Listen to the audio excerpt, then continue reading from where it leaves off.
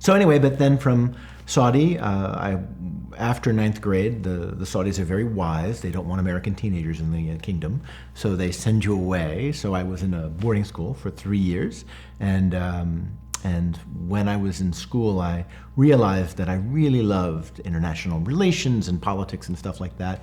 And so I applied to Georgetown, and I went to Georgetown, first of all, in the thing called the School of Foreign Service, which is their kind of international relations program. I loved it, but I discovered in my first semester that the questions I was asking were more philosophical than many of the classes in the SFS, as we called it, were asking. And the people I found most impressive at the university were some of the humanities professors who were asking these questions in philosophy and theology and English, and the Jesuit fathers. I was not Catholic.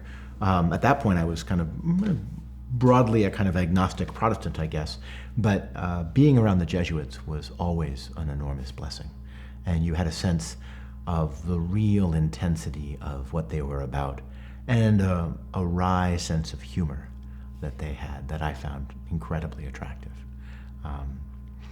And so I, before I even decided on a career in theology and religion, studying this stuff, I had had these two experiences early on that deeply impressed me about the seriousness of religious life. One, growing up in one of the last functioning theocracies in the world, Saudi Arabia, where when it was Ramadan, everyone knew, because Ramadan was a time when no one would drink or eat or smoke outside, right? That was just not something you would want to do. And living in a religious culture which was not my own, but which was quite serious, gave me a sense of the seriousness and viability of that, and that was an impressive thing.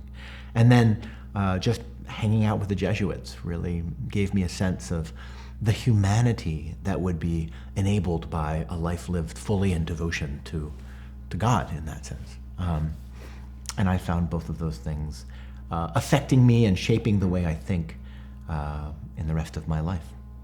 And then I went to grad school, and I was in grad school in Chicago for 6 years, and that was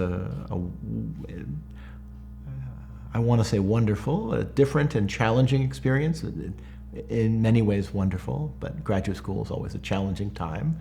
And then at the end of my time there, I got the biggest luck in the world and got a job here at UVA, and I've been here ever since. And this is my 23rd year.